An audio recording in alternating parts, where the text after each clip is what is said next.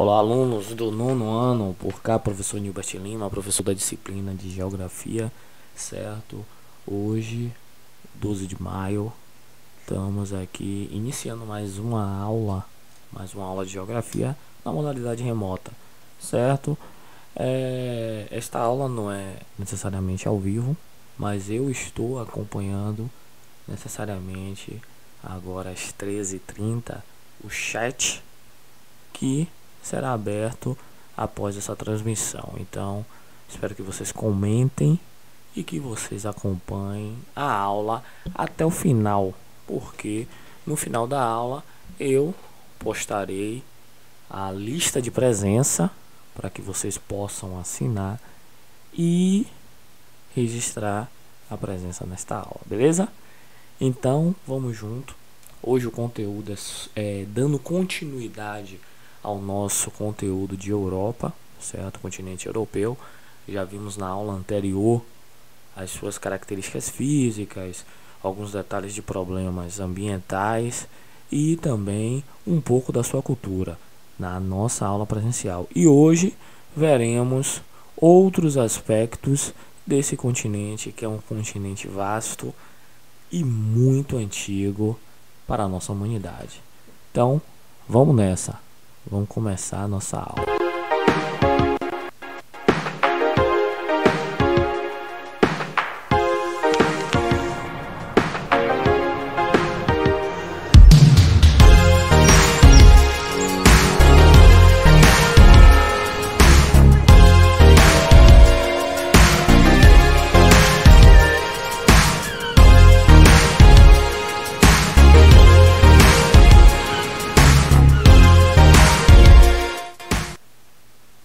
Então, meus queridos, sejam bem-vindos a mais esta aula nossa de cada dia, trazendo aí esse conteúdo. E hoje veremos sobre a matriz energética europeia e a regionalização desse continente europeu, beleza? Vamos iniciar. Primeiramente, pessoal, a matriz energética europeia, ela está pautada em três grandes matérias, três grandes fontes de energia para os diversos países que fazem parte desse continente.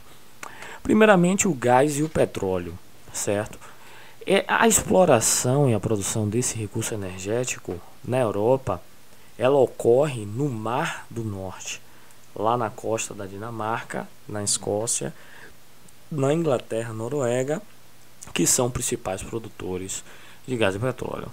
Essa produção, mesmo tendo países que seja possível a extração desses recursos, essa produção é incapaz de suprir a demanda energética pelo petróleo na própria Europa, e alguns países são obrigados a importar esse recurso de outras fontes de outros países, certo? Aí temos a imagem da Alemanha, é o país que mais polui na União Europeia, por ser um país que se industrializou muito cedo e por manter ainda determinadas matrizes energéticas de combustíveis fósseis, combustíveis estes que geram muitos impactos na nossa atmosfera, certo?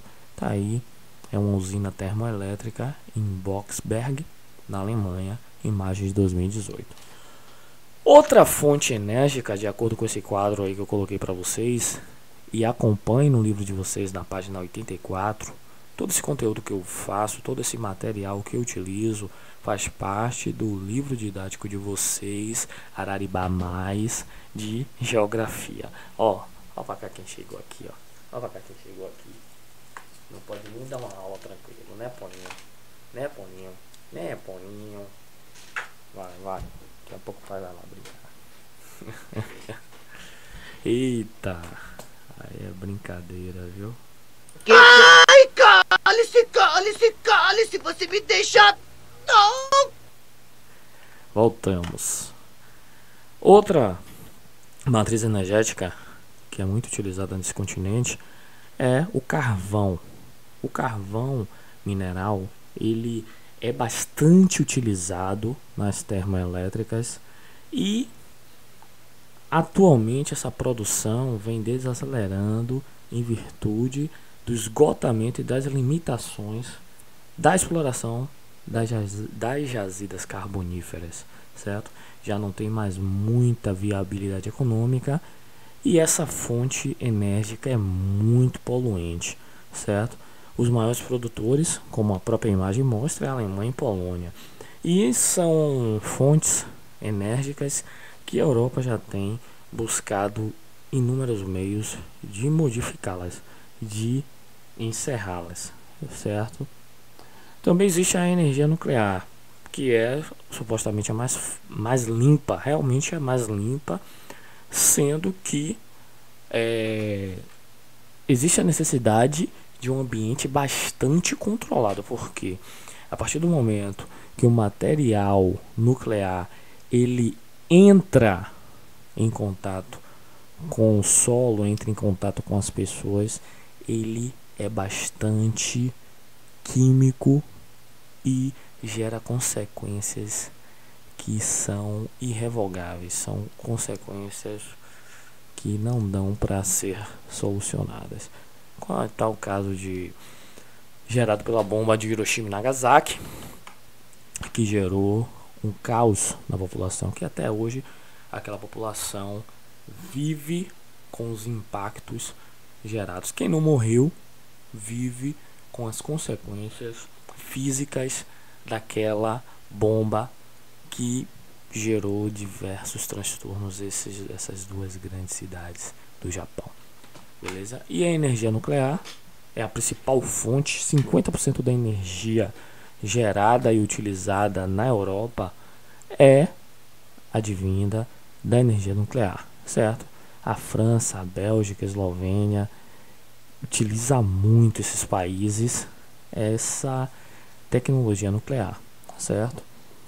E é uma fonte, como já disse, considerada limpa porque ela não libera esses gases tóxicos, esses gases que vão para a atmosfera, mas existe a necessidade de se controlar muito bem a utilização dessa energia. É uma bomba atômica pronta para explodir, certo? Vamos dar prosseguimento.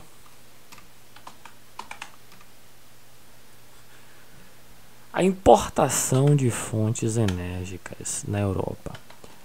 A importação é um dos principais problemas na Europa, porque a Europa depende, por sua população ser imensa, por a Europa ser um continente extenso, um continente bastante antigo, que ainda se utiliza muito dessas três matrizes energéticas que são findáveis, que são limitadas.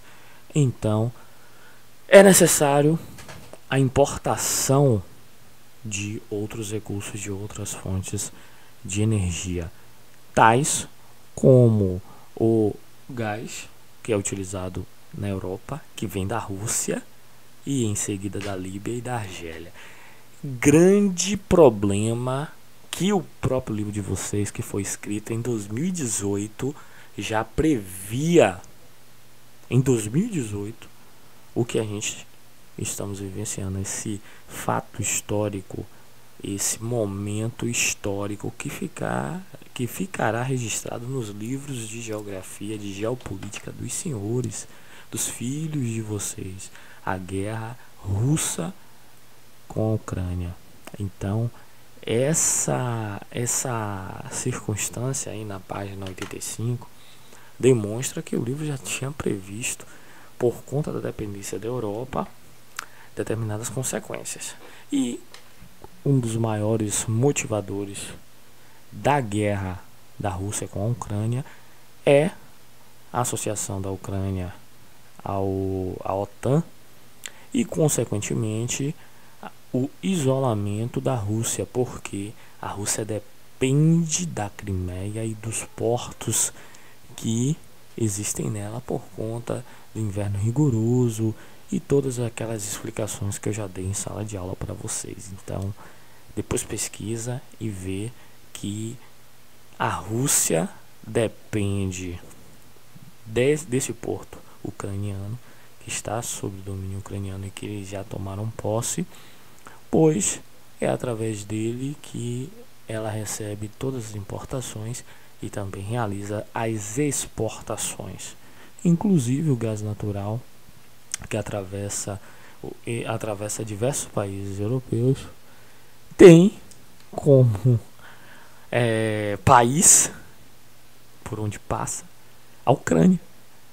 Então a guerra russa com a Ucrânia é uma guerra político-econômica, porque se a Rússia permite a associação da Ucrânia com a OTAN, consequentemente ela perderia poder econômico e poder geopolítico, pois estaria vulnerável às intenções norte-americanas, pois é um dos maiores controladores da OTAN. Mas voltando ao conteúdo, então a Europa, por não deter esses inúmeros recursos, é necessário utilizar de importações para poder realizar a manutenção das suas atividades e etc. E por aí vai. Só um momento, pessoal, rapidinho, que eu vou aqui. Teve um probleminha aqui. Peraí.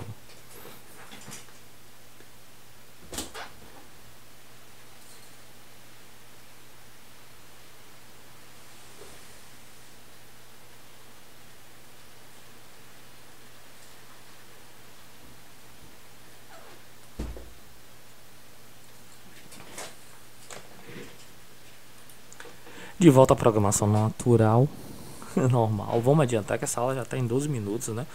Deve estar entediante para vocês. E o conteúdo é bom, mas é necessário que tenhamos um pouco de atenção para entendermos esses contextos que envolvem a Europa e seus países. Legal! Bem louco! Empolgante! Então vamos lá. Então, dando continuidade aí, observe o mapa no slide que eu coloquei para vocês. E em verde temos os países produtores de gás, certo? Em essas linhas aqui, ó, deixa eu mostrar aqui no slide. Cadê? Essas linhas em verde, certo? A área verde demonstra os países produtores de gás natural. A linha verde são os gases odutos, o gás oduto por onde passa. Observe que o gás oduto aqui, ó, ele passa pela Argélia, ele passa pela Eslováquia. O gás oduto russo, ó onde é a fonte é a Rússia. A Rússia distribui para diversos países da Europa e a grande maioria desses gases odutos passam aqui, ó, pela Ucrânia. E projetos russos em andamento, que é para deixar de ter tanta dependência nesses países onde seu gasoduto obrigatoriamente passa. Ele tem um projeto de passar por outros países que são aliados russos, certo? Então deu para entender mais ou menos esse contexto. E tá aí um grande problema de questão estratégica e econômica para a Rússia. Por esse motivo, a Rússia optou pela guerra, certo? Pois se não havia diálogo, eles optaram pela guerra. Não quer dizer que o professor de vocês é a favor dessa guerra. Eu só estou justificando aqui as motivações russas para esse confronto. Vamos lá. Revisão das políticas energéticas. Então, com o passar dos anos, hoje a gente já observa que o mundo está tentando se conscientizar, porque as consequências dos combustíveis fósseis emanadas para a nossa atmosfera são inúmeras, gente, inúmeras. São problemas respiratórios, são problemas... Desculpe. Problemas respiratórios, problemas de aquecimento, mudança climática, certo? São problemas que interferem nas cidades, como enchentes, toda essa emissão de gases poluentes, principalmente do CO2, gera transtornos à atmosfera, transtornos à natureza, que consequentemente volta para a gente. Então, já que a Europa é o velho mundo, eles se industrializaram primeiro, eles se civilizaram primeiro, então as consequências chegam primeiro para eles. Gente, como brasileiros, deveríamos, né, observar os erros desse continente para não cometermos. Mas o brasileiro gosta de... É aquele ditado: só fecha a porta quando for roubado. E é isso que acontece. Mas voltemos à aula. A revisão dessas políticas energéticas tem que algumas outras fontes de energia estão sendo buscadas e utilizadas na Europa. Primeiramente, a biomassa. Biomassa, tá aqui. O que é essa biomassa? Essa biomassa tá lá no livro de vocês, página 86. São fontes que podem ser convertidas em combustíveis de alta qualidade. Por exemplo, fontes de óleos vegetais extraídos do girassol, do trigo, da soja, que são os bioetanóis, que a partir da sua fermentação controlada gera resíduos orgânicos menos poluente e que geram também o mesmo poder combustível para os veículos e para as indústrias. Pode ser extraído do bagaço da cana, pode ser extraído da beterraba, é o biogás, tudo isso produzido através dos dejetos animais e restos vegetais. Por esse motivo, ela não tem tanto impacto na nossa camada de ozônio, mas tem suas consequências também, beleza? Segundo, geração de energia por meio de hidrelétricas. Eles utilizam muito termoelétricas. Termoelétricas se utilizam de carvão, certo? E com as hidroelétricas, eles utilizam esse potencial da queda d'água, certo? Para gerar energia, que é insuficiente na Europa, porque na Europa não existem tanta capacidade hídrica como o Brasil possui, tantos rios que são extremamente perenes e que possam ser represados para gerar essa energia. Então já é uma demanda insuficiente, mas é uma possibilidade também. Outra possibilidade de geração de energia, de combustível, é a geotérmica, que são produzidas através do calor existente no interior do planeta. Como vocês já viram no sexto ano, o famoso magma, que ele alcançar uma determinada profundidade, que se aproxima do centro da Terra, e utilizar esse calor do centro da Terra para gerar energia geotérmica.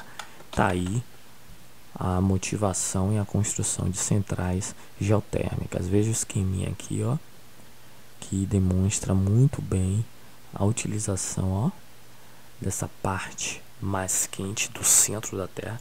Claro que tem que ter uma tecnologia muito boa para se aproximar desse centro, que há um imenso calor, beleza?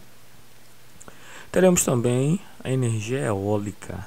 A energia eólica é muito mais aproveitável aqui no Brasil, lá no Ceará e alguns estados do Nordeste, porque o vento chega a muita velocidade. Já lá é possível também em alguns países, mas a produção desacelerou nos últimos anos em virtude das dificuldades técnicas na sua geração e na sua distribuição, principalmente na geração, pois como há muita formação de deserto, foi um continente muito explorado, muito industrializado, não pensaram nas consequências. Hoje eles sofrem muito com os impactos e com a falta de recursos para serem utilizados, beleza?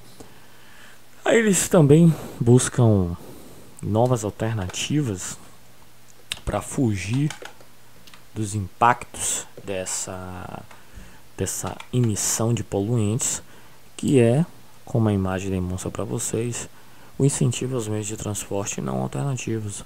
Meios de transporte esse como bicicleta, entendeu? E outros que possibilitem a locomoção sem a utilização de fontes de energia, de matrizes enérgicas. Beleza? Tá claro até aí, pessoal? Não entendeu? Pausa, volta para tentar entender. Tô falando devagar, tô falando com calma, tô falando para que vocês possam compreender bastante esse conteúdo, que é um conteúdo muito importante, um conteúdo que vai gerar uma atividade que também faremos aqui, ok?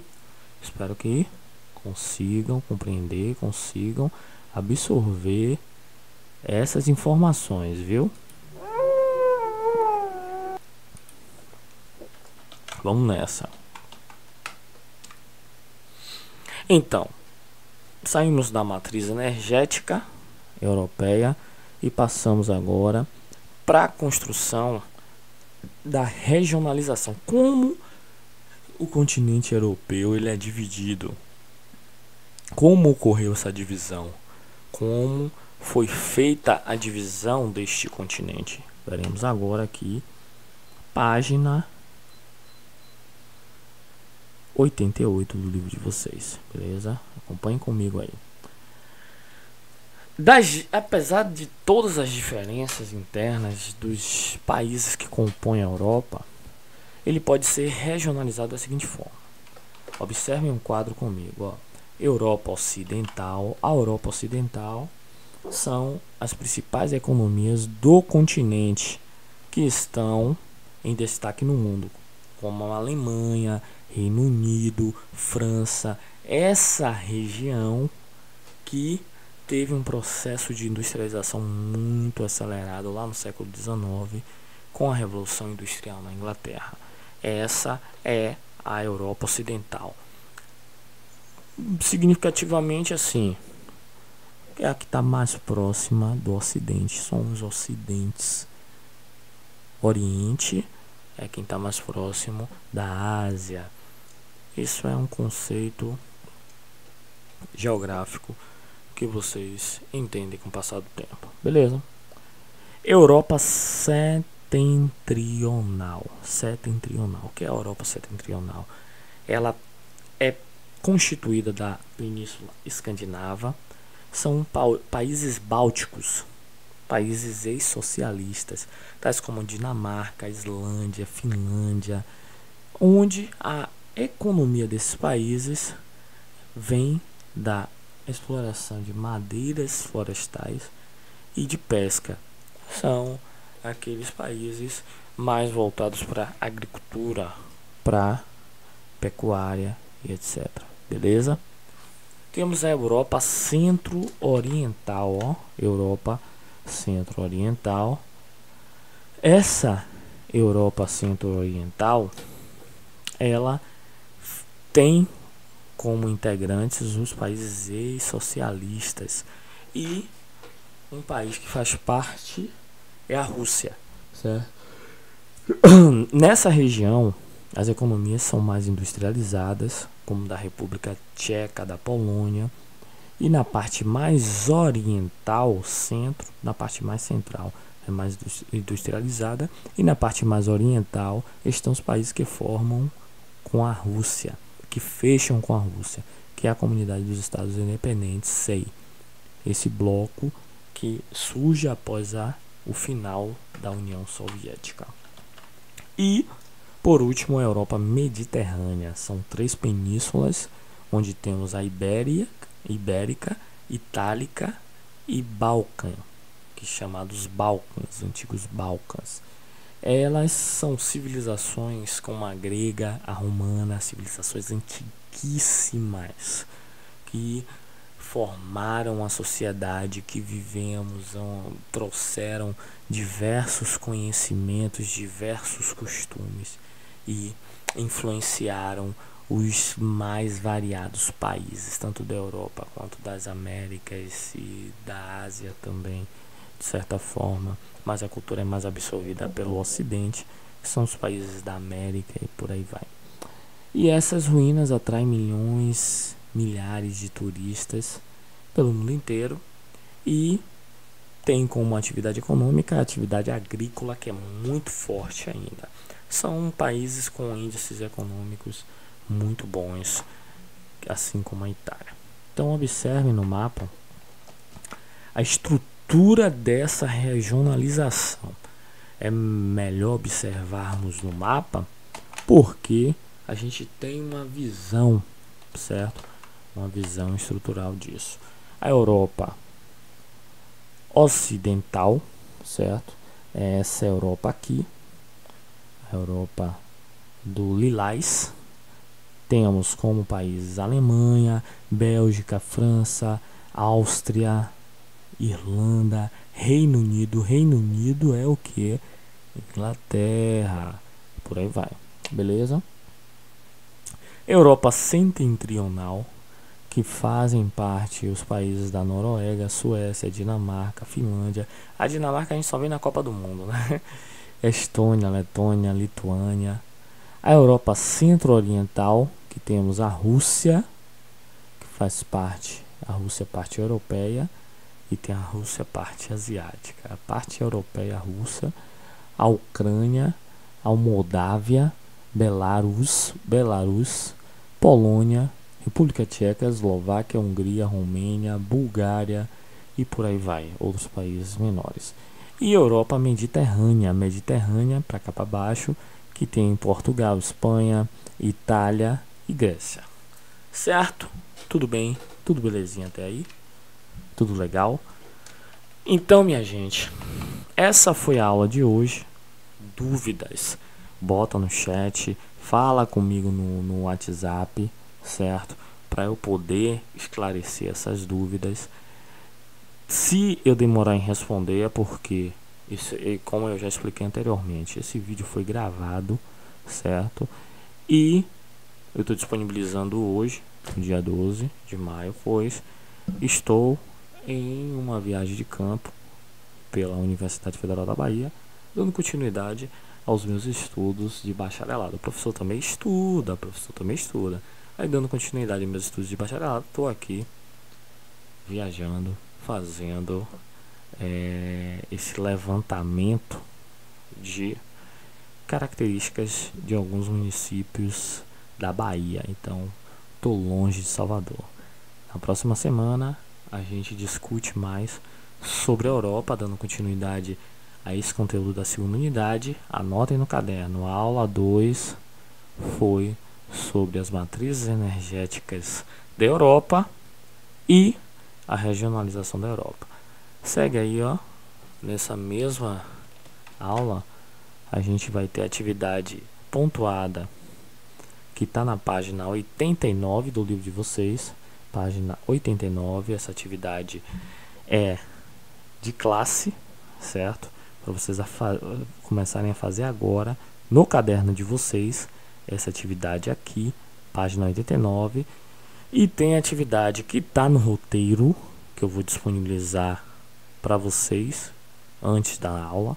Esse roteiro, ele mostra essa atividade pontuada que vale ponto, já é uma atividade valendo ponto, que é sobre análise de mapas, análise dos mapas que já vimos durante as 2 aulas, para vocês analisarem e responderem determinadas características desses mapas, ok?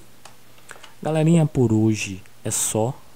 Agradeço muito a atenção dos senhores, quem chegou até aqui. Não esqueça, talvez apareça no card ou talvez esteja nos comentários, de registrar a tua presença lá na lista de presença, beleza? Não esqueça desse detalhe. E por último, tchau. Bom final de quinta-feira para vocês e um ótimo final de semana. Até semana que vem, beleza? Não esqueça de fazer as atividades que eu vou cobrar na próxima semana. Um beijo, tchau. Ah, vamos nessa!